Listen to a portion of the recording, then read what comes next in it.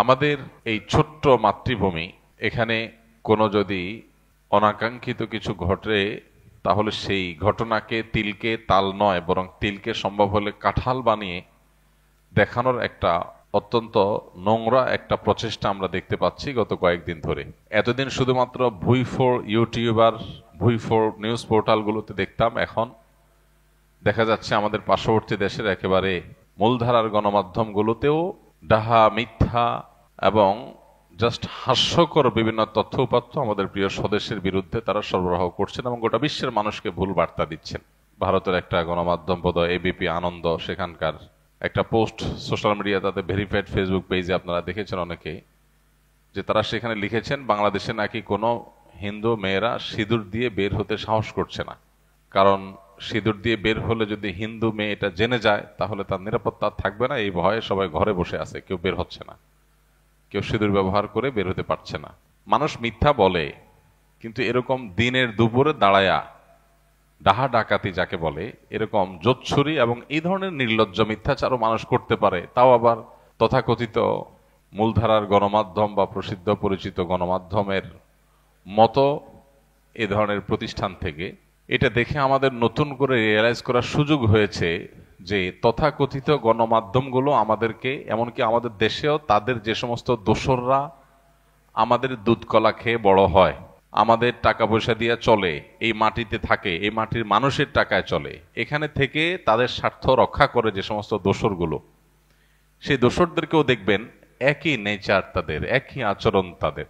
তারা এখানকার তিলকে তাল নয়, পারলে কাঁঠাল বানায় দেখায়। তো এই সময়টাতে আমাদের আসলে আরো বেশি দায়িত্বশীল আচরণ করার যে তাগাদা, সেটা আমাদের মধ্যে চলে আসে। এমনিতে আলহামদুলিল্লাহ আমরা সবসময় বলার চেষ্টা করি, আমাদের দেশে সাম্প্রদায়িক সম্প্রীতি নষ্ট করার যত ষড়যন্ত্র আছে, এই সব ষড়যন্ত্র একটা একটা করে এদেশের মুসলমানরা নস্যাৎ করেছে আলহামদুলিল্লাহ। এদেশের মুসলমানরা তাদের সহনশীলতার পরীক্ষায় একবার নয়, দুইবার নয়, শত শতবার তারা উত্তীর্ণ হয়েছে। বিগত সরকারের শেষের দিকে আপনারা জানেন, ফরিদপুরে দুজন হাফেজ নির্মাণ শ্রমিক, তাদেরকে সংখ্যালঘু ভাইয়েরা, তাদের বিভ্রান্ত, পথভ্রষ্ট এবং খুনি একটা দল জাস্ট একটা মিথ্যা গুজব রটিয়ে দিয়ে তাদেরকে গণপ্রতিনিধি হত্যা করে। গোটা দেশের সমস্ত ধর্মপ্রাণ মানুষ, মুসলমানরা সবাই ফুঁসে ওঠে। কিন্তু আলহামদুলিল্লাহ এদেশের ধর্মীয় নেতৃত্বের বিচক্ষণতা, তাদের দায়িত্বশীলতার কারণে সারা দেশে এই ঘটনার জেরে একটি অনাকাঙ্ক্ষিত ঘটনাও ঘটেনি। এইভাবে মুসলমানরা নিজেদেরকে সামলে নিয়েছেন, সবর করেছেন। ঠিক একইভাবে চট্টগ্রামে তরুণ আইনজীবী অ্যাডভোকেট সাইফুল ইসলাম আলিফ হত্যাকাণ্ডের পরও, যেখানে দিন দুপুরে এইভাবে কুপিয়ে জাস্ট মুসলমান হওয়ার অপরাধের সংখ্যালঘুরা যে কয়েকজন করেছে তাদের সবার নাম গণমাধ্যমে উঠে আসছে, আপনারা জানেন।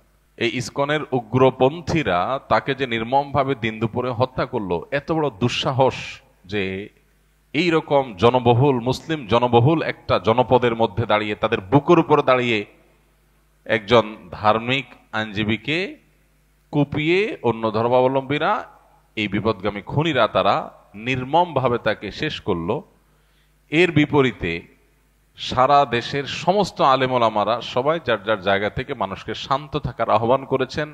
মানুষও সে আহ্বানে সাড়া দিয়ে পুরো দেশে মানুষ সংযমের সর্বোচ্চ দৃষ্টান্ত এবং নজির স্থাপন করেছে। পৃথিবীর কোনো দেশে, বিশেষ করে অন্তত আমাদের পার্শ্ববর্তী যে দেশগুলো আমাদেরকে সারাদিন সকাল বিকাল নসিহত করে, সবক দেয়, আমাদের দৌড় ধরতে আসে, তাদের দেশে যদি 5-7 জন 10 জন মসজিদ থেকে বের হয়ে মুসলমানরা এরকম যদি কোনো হিন্দুদের কোনো ধার্মিক কোনো মানুষকে এরকম নির্মমভাবে দিন দুপুরে যদি এই ঘটনা ঘটাতো, নৃশংস হত্যাকাণ্ড ঘটাতো, তাহলে কত মসজিদ জ্বলে পুড়ে ছাই হইতো, কত মুসলমানের ঘর ভাঙতো, কত মানুষ হত্যা হতো, সেটার কোনো ইয়ত্তা নাই। কিন্তু বাংলাদেশের মানুষ সরকারকে বিচারের ভার দিয়ে, দায়িত্ব দিয়ে, সরকারকে তার জন্য দাবি জানিয়ে তারা আইন নিজের হাতে না তুলে সংযমের সর্বোচ্চ পরীক্ষা তারা উত্তীর্ণ হয়েছে।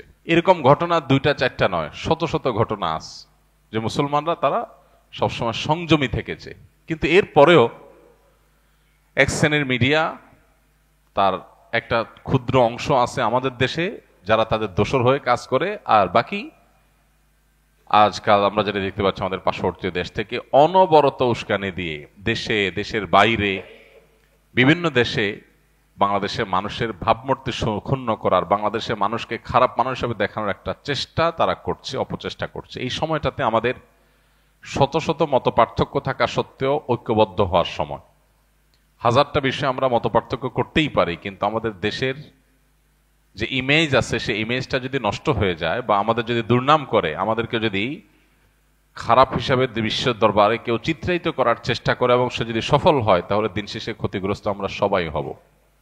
তো এই জন্য আমাদের সবার ঐক্যবদ্ধ থাকা খুব বেশি প্রয়োজন এবং এই সমস্ত অপপ্রচারের বিরুদ্ধে আমাদেরকে কাজ করতে হবে। আমাদের পার্শ্ববর্তী হিন্দু ভাইয়েরা, খ্রিস্টান ভাইয়েরা, বৌদ্ধরা, অন্য যারা আছে, তাদের নিরাপত্তা, তাদের স্বাধীনতা, এটার ব্যাপারে বাংলাদেশের মানুষ সর্বোচ্চ সতর্ক আছেন, কিন্তু এটা বজায় রাখতে হবে, আরো সতর্কতার সাথে থাকতে হবে, যাতে করে কেউ ঘোলা পানিতে মাছ শিকার করার সুযোগ না পায়। এর আগে আমরা বলেছিলাম পশ্চিমের অনেক দেশ আছে, আপনারা অনেকে জানেন, সে সমস্ত দেশে সংখ্যালঘুরা, মুসলমানরা চাইলেই একটা মসজিদ বানাইতে পারে না, চাইলেই তারা ধর্মীয় একটা কাজ প্রকাশ্যে করতে পারে না, নানা রকম কোণঠাসা করে রাখা হয়, কিন্তু তারাই আমাদেরকে সকাল বিকাল চাপড়ে পড়ে রাখে।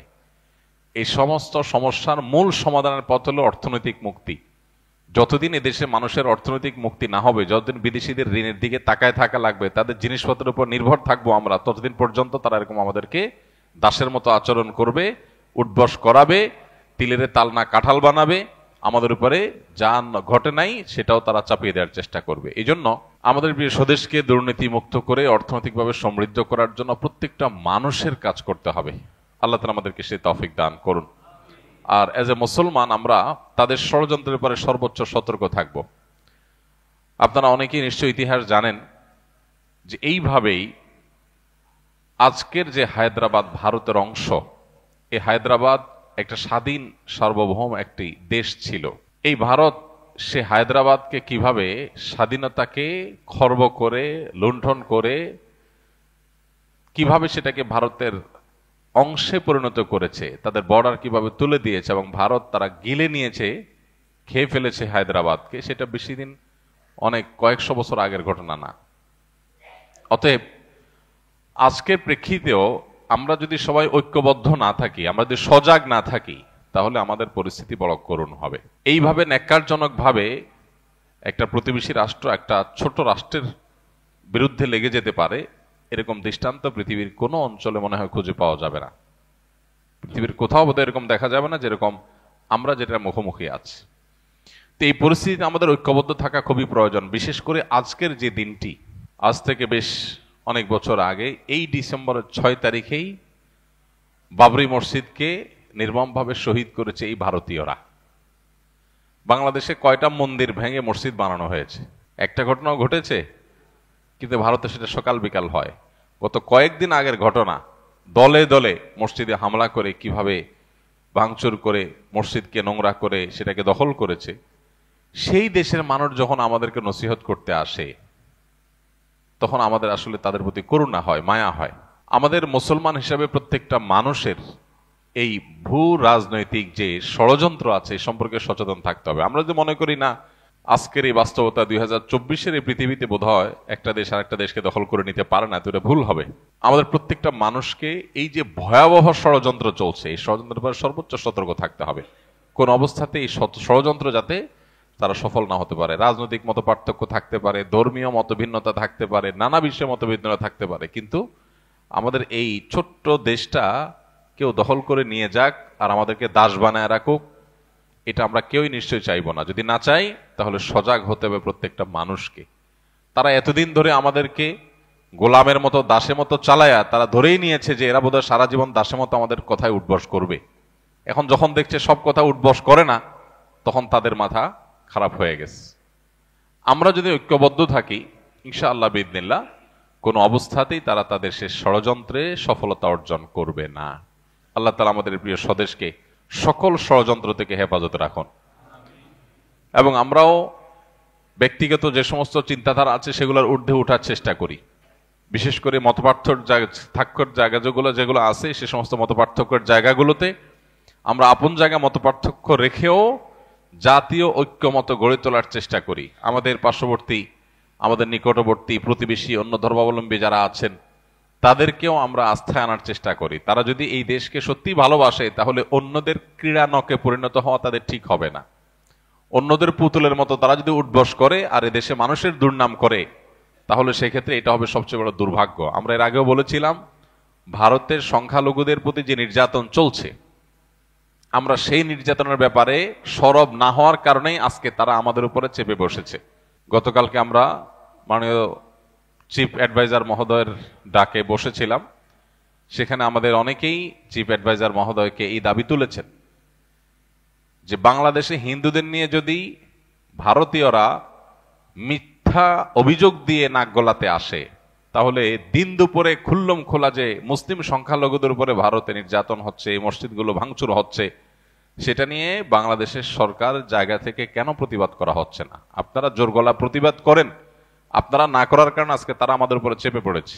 এই জায়গাটা প্রত্যেকটা মানুষকে, এদেশের প্রত্যেকটা নাগরিককে উপলব্ধি করতে হবে। শত্রু এবং বন্ধু চিনার এর চাইতে উৎকৃষ্ট আর সময় হতে পারে না। এই সময়টা হলো বন্ধু এবং শত্রু চিনার সবচাইতে উজ্জ্বল সময়, সবচেয়ে উৎকৃষ্ট সময়। দেশের সবচেয়ে বেশি সুবিধা ভোগ যারা করেছে, দেশের লক্ষ লক্ষ কোটি কোটি টাকা লোপাট করা, বিদেশে পাচার করা, দেশে ভোগ করা, তাদেরকে আপনি দেখবেন না দেশের ক্রান্তিকালে তারা এগিয়ে আসছে। আমরা যারা দেশের নাগরিক সুবিধাগুলো সঠিকভাবে সবসময় পাই নাই, উপরি পাওয়া তো অনেক দূর কি বাত, বা সেটা প্রত্যাশিতও না। দেখবেন সেই সমস্ত আলেম ওলামারা, সেই সমস্ত দিনদার মানুষগুলাই সবচেয়ে বেশি সরব, সবচেয়ে বেশি সিরিয়াস। আর যাদেরকে আমরা বন্ধু বন্ধু বলে জিকির করেছি এতদিন, এখন তাদের আসল রূপ আমাদের সামনে প্রকাশ পাচ্ছে। যে এই দেশকে গোটা পৃথিবীর মানুষের কাছে কালপ্রিট বানানোর জন্য, এই দেশকে একঘরে করে দেওয়ার জন্য, গোটা বিশ্ব থেকে বিচ্ছিন্ন করার জন্য, আমাদেরকে দূরে ঠেলার জন্য তারা হেন কোনো কাজ নাই যেটা করছে, যেটা তারা করছে না। তো আজ এই বন্ধু এবং শত্রু চেনার এই সবচাইতে আদর্শ সময়টাতে আমাদের সিদ্ধান্ত গ্রহণ করতে হবে আমরা কোন দিকে থাকবো। আমরা একটা কথা প্রায় সময় বলি, এদেশের মুসলমানরা এবং এদেশের সকল ধর্মপ্রাণ মানুষ তারা এদেশের মাটিতে থাকবে। দুর্নীতিবাজ, চোর ডাকাত তারা এদেশের সম্পদ লুণ্ঠন করে তারা বাইরে গিয়ে আয়েশ করবে, আর আমরা দিন শেষে এদেশেই থাকবো ইনশাআল্লাহ। বাঁচলে এদেশে ইনশাআল্লাহ, মরলেও এদেশেই। সো এই দেশ নিয়ে কেউ ষড়যন্ত্র করবে, শয়তানি করবে, দুর্নাম করবে, আর আমরা বসে থাকবো, এটা কোনোদিনই হবে না ইনশাআল্লাহ। আমাদের ঐক্যবদ্ধ থেকে এটা মোকাবেলা করতে হবে, এবং এই মোকাবেলার জন্য এই ভূ রাজনৈতিক যে শয়তানি এবং চক্রান্তগুলো আছে এগুলো আমাদেরকে খুব গভীরভাবে পর্যবেক্ষণ করতে হবে। আপনার একটা জিনিস খুব ভালোভাবে লক্ষ্য করেছেন যে কিছুদিন আগে যখন জাতীয় সঙ্গীত নিয়ে একটা আলাপ উঠলো, যে জাতীয় সঙ্গীত এটা কি বাংলাদেশের জন্য লেখা হয়েছিল নাকি অবিভক্ত বাংলার জন্য তৈরি করা হয়েছিল?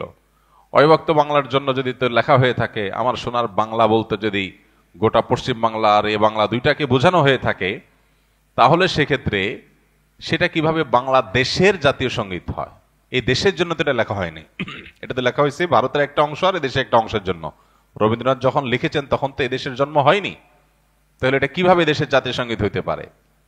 ভারতীয়রা তাদের ধর্ম মতে পূজনীয়, যে তাকে মা বলে সম্বোধন করে, আমরা মুসলমানরা তো সে বিশ্বাস করি না। তাহলে এই জাতীয় সঙ্গীত কিভাবে আমাদের দেশের জাতীয় সঙ্গীত হতে পারে? এটা একটা আলাপ উঠছে, এটা কোনো চূড়ান্ত বিষয় না যে হ্যাঁ তাহলে বাদ দিয়ে ফেলতে হবে, দিয়ে ফেলছে বা কিছু। এই আলাপ উঠার পর আপনারা দেখছেন বাম পাড়ায় আগুন ধরেছে, তারা এটা নিয়ে এমন ভাবে আওয়াজ তুলেছে মনে হচ্ছে দেশ শেষ হয়ে গেল। কিন্তু এখন দেশের স্বাধীনতাই যখন হুমকির মুখে, সার্বভৌমত্ব যখন হুমকির মুখে, দেশের বিরুদ্ধে সকাল বিকাল যখন মিথ্যাচার চলছে, তখন তাদের সবার মুখে কুলুপ। এই মানুষগুলো শয়তানি যুগ যুগ ধরে আলেম ওলামারা আপনাদেরকে বলে আসছে, আপনারা হয়তো কেউ বিশ্বাস করেছেন, কেউ করেন নাই। এখন সময় এসেছে প্রকৃত শয়তান দেখার। শয়তান দেখার খায়েশ যদি থাকে কারোর, তো এদের চেহারার দিকে সকাল বিকাল তাকালেই শয়তান দেখার খায়েশ পুরা হয়ে যাবে, যে মানুষরূপী শয়তান কিভাবে হয়, মানুষ কতটা ভণ্ড হয়, কতটা ইতর শ্রেণীর হয়, কতটা মানুষ বিচারী হয়, মুনাফিক হয়। এটা এদেরকে না দেখলে বোঝার কোনো উপায় থাকবে না। তারা দেশের প্রেম আর দেশের মায়া এমন ভাবে জিগির করবে।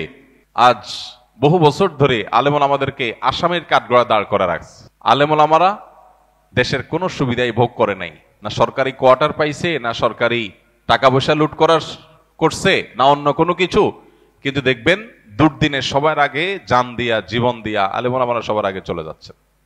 ভাইরা আমার, এই তথাকথিত সুশীল শয়তানগুলোকে এবং তাদের শয়তানিগুলোকে চিহ্নিত করার সময় আমাদের আসছে। মসজিদের মিম্বরগুলো থেকে এখন এই আওয়াজ উঠছে, দেশকে ধ্বংস করার যে চক্রান্ত ইসকন করছে, তাদেরকে আর এদেশের শান্তিপ্রিয় হিন্দু ধর্মাবলম্বীদেরকে আমরা এক করে ফেলতে চাই না, গুলিয়ে ফেলতে চাই না। হিন্দুত্ববাদ এক জিনিস আর হিন্দু আরেক জিনিস। এদেশের যারা হিন্দু ভাইরা আছেন, বৌদ্ধ খ্রিস্টানরা আছেন, তারা শান্তিপ্রভী দেশের নাগরিক, তাদের সে অধিকার আছে। তারা নির্ভয়ে দেশে তাদের সকল কার্যক্রম পরিচালনা করবেন, কেউ সেখানে বাধা দিতে যাবে না। গত দুর্গাপূজার সময় আপনারা দেখেছেন মাদ্রাসার ছেলেরা, মসজিদ থেকে মুসল্লিরা কিভাবে বের হয়ে মন্দিরগুলো পাহারা দিয়েছে। পৃথিবীর কোন দেশে এটা দেখানো যাবে? এই দেশে আছে। এদেশের হাজারটা দোষ আপনি বলতে পারবেন, কিন্তু এদেশে মানুষের ধর্মীয় সহনশীলতা, এটার নজির পৃথিবীর অন্য 10টা দেশে আপনি খুঁজে পাবেন না সচরাচর। কিন্তু এরপরেও আমাদেরকে দোষী বানানো হচ্ছে। এখনো যদি আমরা সরব না হই, সজাগ না হই, এসব শয়তানদের শয়তানিকে মোকাবেলা করতে ঐক্যবদ্ধ না হই, তাহলে একসময় দেখা যাবে আমাদের পায়ের তলার মাটিটা নেই, হাতছাড়া হয়ে গেছে। তখন আফসোস করে আর কাজ হবে না। আমাদের পাশে হায়দ্রাবাদ সহ বহু নজির আছে। সিকিম আমাদের পাশে আছে। এই সিকিম, এই হায়দ্রাবাদ কিভাবে ওরা গ্রাস করেছে, বাংলাদেশকে নিয়ে তারা সেরকম পরিকল্পনা করে বসে আছে। খুল্লুম খোলা তাদের বিভিন্ন টেলিভিশন চ্যানেলগুলোকে, বাংলাদেশে এক অংশকে তারা তাদের মধ্যে নিয়ে নেওয়ার জন্য তারা মামুর বাইর আবদার তুলতেছে সকাল বিকাল। এগুলো সুযোগ তখনই পাচ্ছে আমরা যখন মনে করছি আমি তো ভালো আছি, আমার কি দরকার এগুলো নিয়ে মাথা ব্যথা করার। একজন মুসলমান তার দায়িত্বশীলতার পরিচয় এখানে দিবে যে আল্লাহর জন্য, আল্লাহর সন্তুষ্টির জন্য, মুসলিম ভূখণ্ডের নিরাপত্তার জন্য, মুসলমানদের নিরাপত্তার জন্য এবং গোটা সব ধর্মের মানুষের নিরাপত্তার জন্য তিনি সবচেয়ে বেশি সজাগ থাকবেন।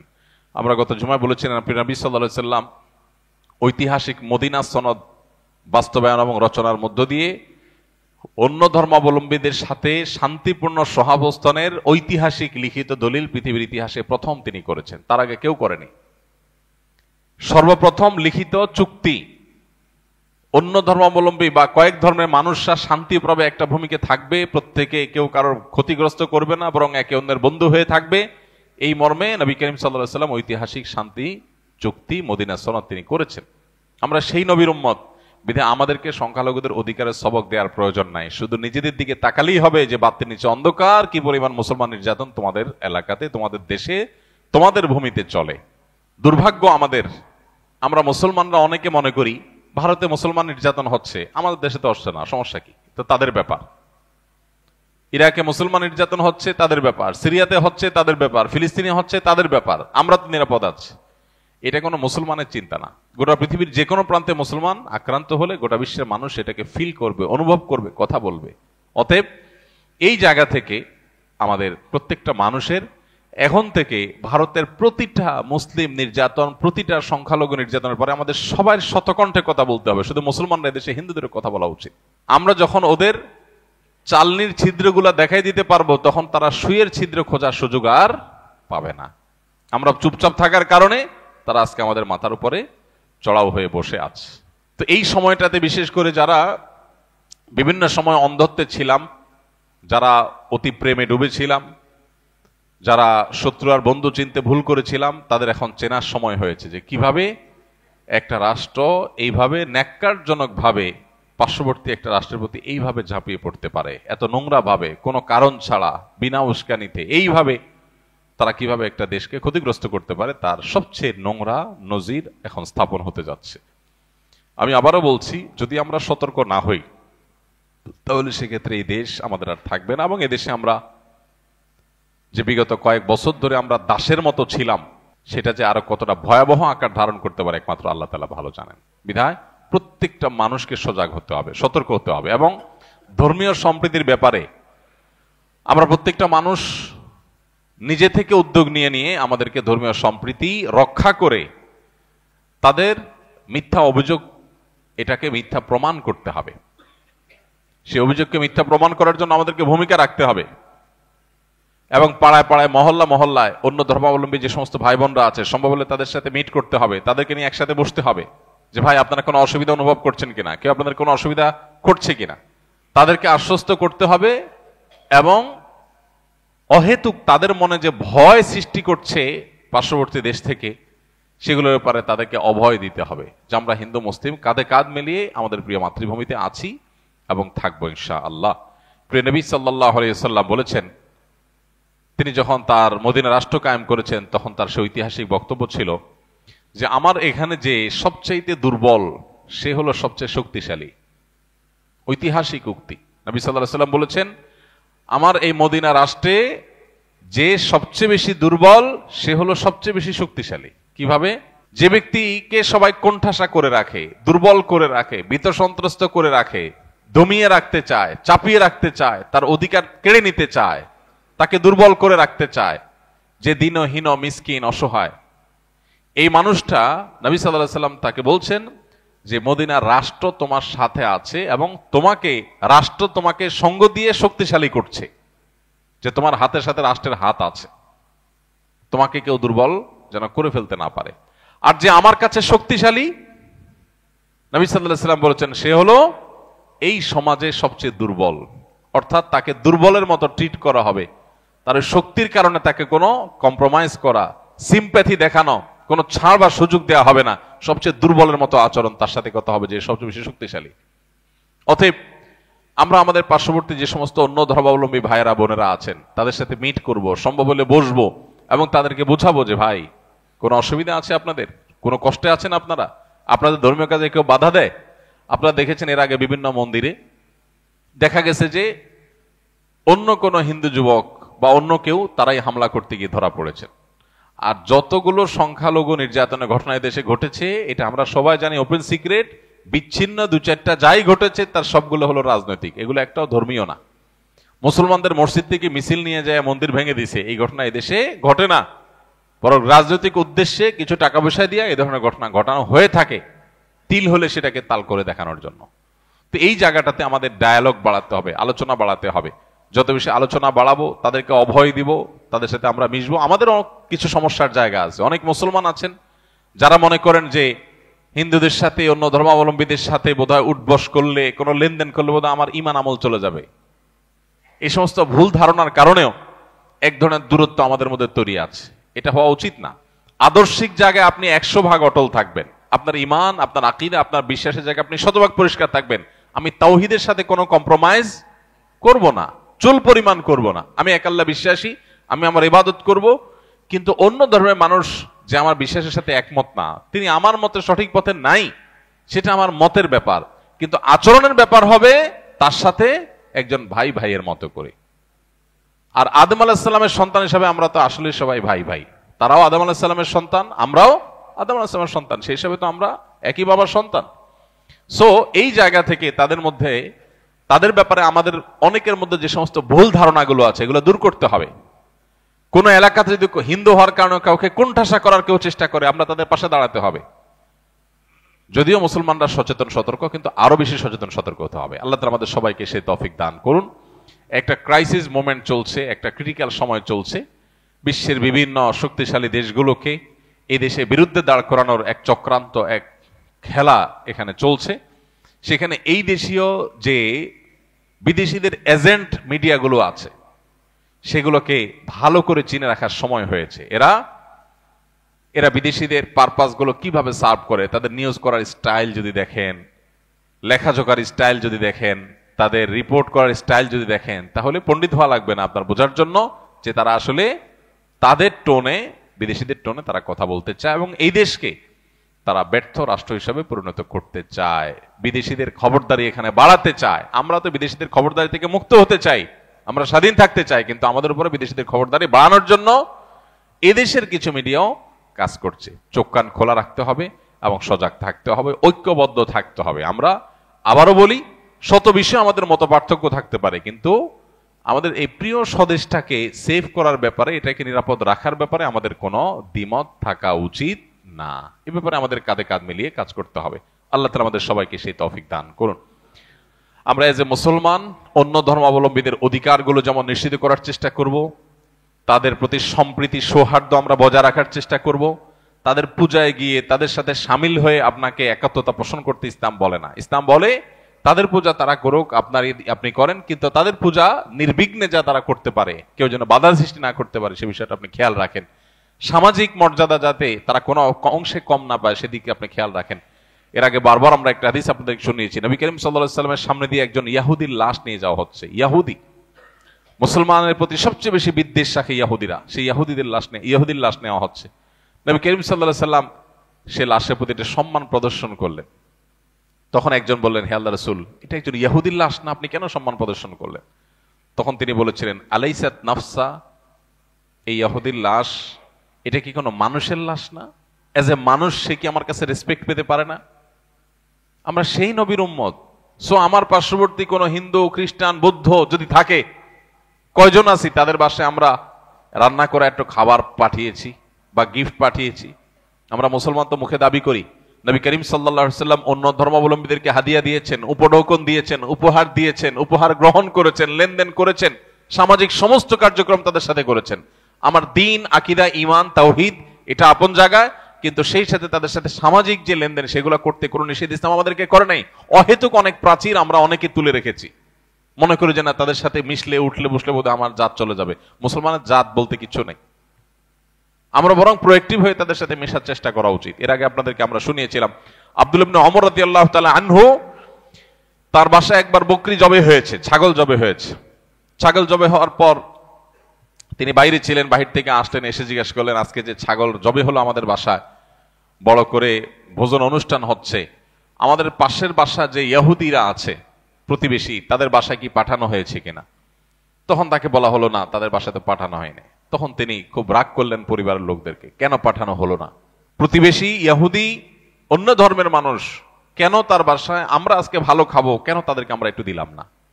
এই ছিল আব্দুল্লাহ ইবনে ওমর রাদিয়াল্লাহু তাআলার আদর্শ। আমরা সেই সাহাবীদের সন্তান, কিন্তু দুঃখজনক আমাদের অনেকে মনে করি না হিন্দুদের সাথে বোধহয় মিশা, কথা বলা, এগুলো বোধহয় আমাকে কোরআন হাদিসে একেবারে নিষেধ করে রাখছে। না, এটা না। এই ভুলগুলো আমাদের ভাঙতে হবে, কাঁধে কাঁধ মিলিয়ে এই প্রিয় মাতৃভূমিতে আমাদেরকে মিলেমিশে থাকতে হবে। আল্লাহ তাআলা আমাদের প্রিয় মাতৃভূমিকে সম্পূর্ণ শান্তি প্রিয় রাখুন আজীবন। আমরা যে সমস্ত দাঙ্গার কথা শুনি, দেখি, আমাদের পার্শ্ববর্তী দেশ বার্মায় দেখেছি আমরা লক্ষ লক্ষ মানুষকে কিভাবে কচু কাটার মুখোমুখি করা হয়েছে, জোর করে তাদেরকে ঠেলে দেওয়া হয়েছে অন্য দেশে। আমাদের পার্শ্ববর্তী দেশ ভারতে আমরা দেখি যে জায়গায় জায়গায় প্রতিনিয়ত কিভাবে সেখানে বাধ্য করা হচ্ছে সেখানকার সংখ্যালঘুদেরকে শ্রীরাম, জয় শ্রীরাম বলার জন্য। বাংলাদেশে কোথাও হিন্দুদেরকে আল্লাহু আকবার বলতে বাধ্য করা হয়েছে? একটা ঘটনা এই 50 বছরের ইতিহাসে কেউ কোনোদিন দেখাইতে পারবে না। একটা বিচ্ছিন্ন ঘটনা কোনোদিন কোনো হিন্দু দাঁড়িয়ে বলতে পারবে না যে আমাকে কোথাও বাধ্য করা হয়েছে আল্লাহু আকবার বলার জন্য। যদি কেউ বাধ্য করে, ওই মুসলমানের টুটি মুসলমানরাই চিড়ে ফেলবে। এটা সেই দেশ। এই দেশে মানুষকে নসিহত দেওয়ার মতো কোনো নৈতিক অধিকার ভারতীয়দের নাই, তাদের কোনো নৈতিক অধিকার নাই। আমাদের কাছে পৌঁছাতে তাদের আরো 200 বছর লাগবে ইনশাআল্লাহ। তারা অন্য অনেক দিক থেকে আমাদের চাইতে এগিয়ে থাকতে পারে, কিন্তু মুসলমানের যে কলিজা, মুসলমানের যে উদারতা, মুসলমানের যে অন্যদেরকে ধারণ করার ক্ষমতা, এটা ওরা কল্পনাও করে না, স্বপ্নেও কোনোদিন ওরা ভাবে না। তো আমাদের এই সৌন্দর্যগুলো বিশ্বের কাছে আমাদের তুলে ধরতে হবে এবং আমাদের এই চর্চাটা আরো বাড়াতে হবে। আমরা দেউলিয়াপনা আর উদারতা, উদাসীনতা আর উদারতার মধ্যে গুলিয়ে ফেললে হবে না। আমরা আমাদের আদর্শ, ঈমান, আকীদার পরে সম্পূর্ণ আমাদেরকে দায়িত্বশীল থাকতে হবে।